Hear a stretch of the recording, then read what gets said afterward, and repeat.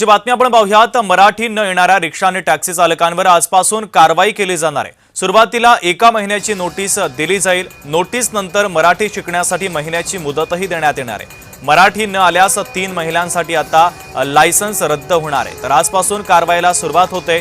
3 महिन्यात देखील जर मराठी आली नाही तर लायसन्स कायमचं रद्द केलं जाणार आहे। तर आता या नियमांची अंमलबजावणी आजपासून सुरू करण्यात येते। रिक्षा टॅक्सी चालकांवर ही कारवाई करण्यात येणार आहे।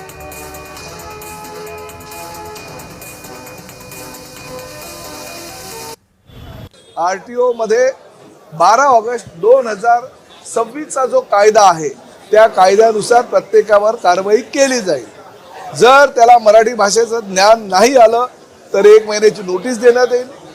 1 महिन्याच्या नोटीसमध्ये जर तो मराठी शिकू शकला नाही तर त्याचं लायसन्स 3 महिन्याकरता निलंबित करण्यात येईल। 3 महिन्यामध्ये जर तो मराठी शिकला नाही तर त्याचं लायसन्स कायमचं रद्द करण्यात येईल। आणि तरी सुद्धा तो मराठी शिकला नाही तर तो परमिट जेव्हा रिन्यू करायला आमच्याकडे येईल तेव्हा त्याचं परमिट सुद्धा रद्द करण्यात येईल।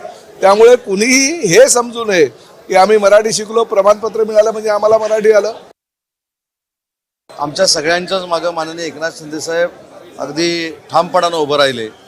म्हणून जो कार्यक्रम 3 महिन्यापूर्वी आपल्या सगळ्यांनाच अवघड वाटत होता तो सरनाईक साहेबांनी सोपा केला आणि 105 दिवसामध्ये 1,65,600 जे अमराठी बंधू भगिनी आहेत त्यांना मराठी शिकवण्यामध्ये परिवहन विभाग हा यशस्वी ठरला।